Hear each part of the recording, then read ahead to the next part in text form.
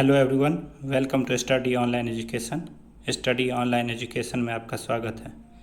आज के इस वीडियो में हम 63वीं बीपीएससी पीटी में पूछे गए प्रश्नों का अभ्यास करेंगे। तो आइए वीडियो को शुरू करते हैं। आज हम हिस्ट्री, ज्योग्राफी, पॉलिटी से संबंधित 50 से अधिक प्रश्न देखेंगे। तो आइए शुरू करते हैं। पहला प्रश्न, अशोक के धम्म का मूल संदेश क्या है? अशोक के धम्म का मूल संदेश है धार्मिक सहिष्णुता, बड़ों का सम्मान, शांति और अहिंसा, राजा के प्रति वफादारी। ये नहीं है तो इसका ऑप्शन हो जाएगा ई, एक से अधिक। आगे बढ़ते हैं। त्रिपिटक किसकी धार्मिक पुस्तक है? त्रिपिटक किसकी धार्मिक पुस्तक है? त्रिपिटक पुस्तक का संबंध बौद्ध धर्म से है। यह है 3 पिटक, सुत्त पिटक, विनय पिटक, अभिधम्म पिटक। किससे है? बौद्ध से। सुत्त पिटक, विनय पिटक, अभिधम्म पिटक। अगला सवाल देखते हैं। प्रसिद्ध चीनी यात्री फाहियान ने किसके शासनकाल में भारत की यात्रा की थी? फाहियान ने किसके शासनकाल में भारत की यात्रा की थी? चंद्रगुप्त द्वितीय। सही उत्तर है चंद्रगुप्त द्वितीय। अगला सवाल, मौर्य समाज का 7 वर्णों में विभाजन का विशेष रूप से उल्लेख किया गया है। तो मौर्य समाज का 7 वर्णों में विभाजन का विशेष रूप से उल्लेख किया गया है। किसमें किया गया है? मेगास्थनीज की इंडिका में। मेगास्थनीज की इंडिका में। आगे बढ़ते हैं।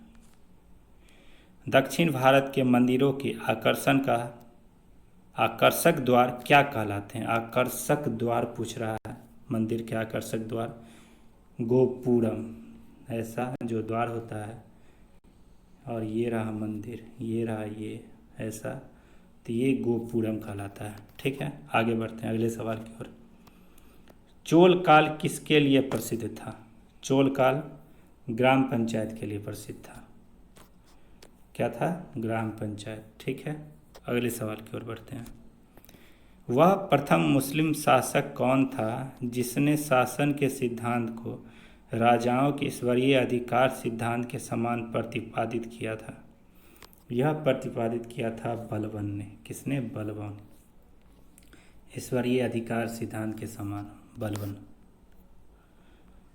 अगला सवाल, विजयनगर साम्राज्य का अवशेष कहाँ मिलता है? विजयनगर साम्राज्य का अवशेष हम्पी में मिलता है। हम्पी है कर्नाटक में। कर्नाटक। यूरोपीय चित्रकारी का प्रयोग किसके दरबार में हुआ? यूरोपीय चित्रकारी का प्रयोग हुआ अकबर के दरबार में। अकबर। क्या था? अकबर। अगला सवाल, भारत में कागज का प्रयोग कब से आरंभ हुआ? भारत में कागज का प्रयोग 12वीं शताब्दी से आरंभ हुआ। 12वीं शताब्दी। निम्न में से किस देशी रियासत को अंग्रेजों ने अपने क्षेत्र में नहीं मिलाया था? किस देशी रियासत को मिलाया नहीं था? ग्वालियर को। ग्वालियर। भारत में किसके शासनकाल में इंग्लिश ईस्ट इंडिया कंपनी का गठन हुआ? इंग्लिश ईस्ट इंडिया कंपनी का गठन अकबर के शासनकाल में हुआ था। अकबर। 1921 का मुपला विद्रोह कहाँ हुआ था? केरल में हुआ था। 1921 का मुपला विद्रोह। अहोम असम में हुआ। रामदंडू पंजाब में हुआ। पावना बंगाल में हुआ। पावना विद्रोह बंगाल में हुआ था। इसका सही उत्तर है बी, केरल। गांधी जी के नमक सत्याग्रह का एकमात्र उद्देश्य क्या था? गांधी जी के नमक सत्याग्रह का एकमात्र उद्देश्य नमक कानून को निरस्त करना। नमक कानून को निरस्त करना था। अगला सवाल, डॉक्टर राजेंद्र प्रसाद ने किसे पाकिस्तान के जन्मदाता कहा माना है? तो डॉक्टर राजेंद्र ने किसे माना है? लॉर्ड मिंटो को। लॉर्ड मिंटो को इसलिए माना है क्योंकि 1909 में मुस्लिम पृथक निर्वाचन पद्धति को लागू की गई थी 1909 के एक्ट के तहत, इसीलिए उस समय हमारे वायसराय थे लॉर्ड मिंटो। अगला सवाल की ओर बढ़ते हैं। भारत में स्वदेशी आंदोलन किस दौरान हुआ? स्वदेशी आंदोलन कब हुआ था? 1905 में हुआ था स्वदेशी आंदोलन, बंगाल विभाजन के समय। तो बंगाल विभाजन के विरुद्ध। ऑप्शन सही बी, बी ऑप्शन सही होगा। इंपीरियल कैडेट कॉर्प्स की स्थापना किसने की थी? ये की थी लॉर्ड कर्जन ने। लॉर्ड कर्जन ने 1904 ईस्वी में। 1904 ईस्वी में बंगाल विभाजन लॉर्ड कर्जन के ही समय हुआ था। अगला सवाल, बम्बई प्रेसिडेंसी एसोसिएशन की स्थापना किसने की थी? किसने की थी? फिरोज शाह मेहता, के.टी. तलंग, तैयब जी। ये तीनों ने मिलकर किया था। इसका सही ऑप्शन होगा एक से अधिक, ऑप्शन ई। आगे बढ़ते हैं। बंगाल विभाजन की घोषणा की गई थी, कब की गई थी? 19 जुलाई 1905 को। 16 अक्टूबर से यह लागू हो गया था। इसका सही ऑप्शन होगा ऑप्शन डी, 19 जुलाई 1905। अगला सवाल, भारतीय उच्चायुक्त पद का सृजन किस अधिनियम से हुआ? भारतीय उच्चायुक्त पद का सृजन 1919 के भारत शासन अधिनियम से हुआ। इसको मॉन्टेग्यू चेम्सफोर्ड सुधार भी कहते हैं। मॉन्टेग्यू चेम्सफोर्ड सुधार 1909 बताया भी आपको, मार्लेमेंटो सुधार। अगला सवाल की ओर बढ़ते हैं। कर्नल वायली की हत्या के आरोप में किसे मृत्युदंड दिया गया? कर्नल वायली की हत्या के आरोप में किसे मृत्युदंड दिया गया? Madan Lal Dhingra. Madan Lal Dhingra, option D. Cabinet mission के सदस्य नहीं थे। कैबिनेट मिशन के सदस्य कौन नहीं थे? पेंथिंग लॉरेंस थे, स्टॉपेट क्रिप्स थे, ए.बी. अलेक्जेंडर थे, बेवल नहीं थे। बेवल, ऑप्शन होगा बेवल, ऑप्शन बी। सही ऑप्शन बी होगा। अगला सवाल, महात्मा गांधी ने भारतीय राष्ट्रीय कांग्रेस के किस अधिवेशन की अध्यक्षता की थी? महात्मा गांधी ने एक ही बार सिर्फ अध्यक्षता की थी भारतीय राष्ट्रीय कांग्रेस के। वो किए थे 1924 में, बेलगाम कर्नाटक में का जो अधिवेशन हुआ था 1924 का, उसी में। अगले सवाल की ओर बढ़ते हैं। सती को गैर कानूनी किसने घोषणा किया? सती को गैर कानूनी घोषणा किया विलियम बेंटिक ने। ठीक है, अगला सवाल बढ़ते हैं। नाव और नेवर पैम्पलेट किसने लिखा? नाव और नेवर पैम्पलेट लिखा था रहमत अली, ऑप्शन सी। स्वामी सहजानंद सरस्वती ने किस नाम से एक पत्रिका का प्रकाशन किया? स्वामी सहजानंद किसान आंदोलन के नेता थे। इन्होंने 1936 में अखिल भारतीय किसान सभा का गठन भी किया था लखनऊ में। तो ये था इनका पत्रिका हुनकार। कहाँ से प्रकाशन किए थे? पटना से, ऑप्शन बी सही होगा। ठीक है। पंजाब भूमि हस्तांतरण अधिनियम कब पारित हुआ? पंजाब भूमि हस्तांतरण अधिनियम 1900 में पारित हुआ था। अगला सवाल, कांग्रेस ने किस गोलमेज सम्मेलन में भाग नहीं लिया था? क्या कह रहा है कि भाग नहीं लिया था? पहला नहीं लिया था, दूसरा में भाग लिया था, तीसरा नहीं लिया था, सभी में नहीं भाग लिया है। उपयुक्त में से एक से, मतलब एक से अधिक, ऑप्शन होगा ई। क्योंकि पहला और तीसरा में भाग नहीं लिया था, दूसरा में लिया था, महात्मा गांधी ने भाग लिया था कांग्रेस की तरफ से। अगला सवाल, राज्य विभाग की स्थापना किसके अध्यक्षता में की गई? राज्य विभाग की स्थापना किसके अध्यक्षता में की गई थी? हमारे सरदार पटेल की अध्यक्षता में, सरदार पटेल, ऑप्शन डी। अगला सवाल, सिंधु घाटी सभ्यता की सबसे महत्वपूर्ण विशेषता क्या है? सिंधु घाटी सभ्यता की सबसे महत्वपूर्ण विशेषता है पक्की ईंट से बनी इमारत। ईंटों से उनके इमारत बनते थे सिंधु घाटी सभ्यता में, इसलिए इसकी सबसे महत्वपूर्ण विशेषता पक्की ईंट से बनी इमारत है, ए ऑप्शन। कौटिल्य की पुस्तक अर्थशास्त्र किस विषय पर आधारित है? कौटिल्य का पुस्तक अर्थशास्त्र शासन काल के सिद्धांत और अभ्यास पर आधारित है, ऑप्शन बी। मेगास्थनीज दूत था, किसका दूत था मेगास्थनीज? सेल्यूकस। इसने अपनी पुस्तक इंडिका भी लिखी थी, इंडिका, मेगास्थनीज ने। कोकस प्लेट किनके मध्य पाई जाती है? कोकस प्लेट किनके मध्य में पाई जाती है? मध्य अमेरिकी और प्रशांत प्लेट के बीच में, मध्य अमेरिका और प्रशांत प्लेट के बीच में है कोकस प्लेट।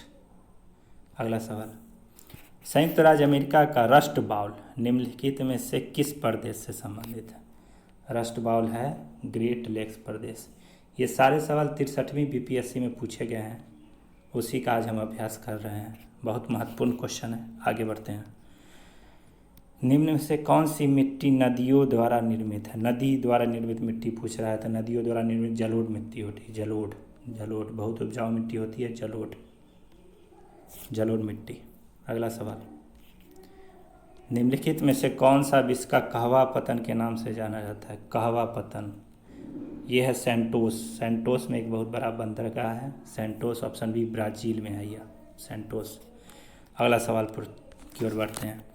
निम्नलिखित में से कौन सा राज्य रबर के उत्पादन में अग्रणी है? रबर के उत्पादन में कौन सा राज्य अग्रणी है? केरल। Option B Kerala.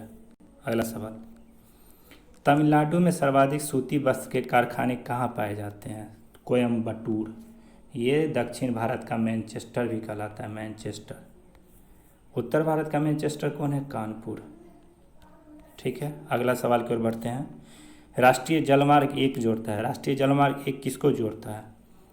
हल्दिया को इलाहाबाद से, हल्दिया को इलाहाबाद, इलाहाबाद अब प्रयागराज हो गया। Option C, option C, option C होगा, यस। अगला सवाल की ओर बढ़ते हैं। राजस्थान राज्य का क्षेत्रीय बेल्ट किसके लिए प्रसिद्ध है? राजस्थान का क्षेत्रीय बेल्ट तांबा के लिए है, यहाँ सर्वाधिक तांबा पाया जाता है, उसी के लिए प्रसिद्ध है। Option A.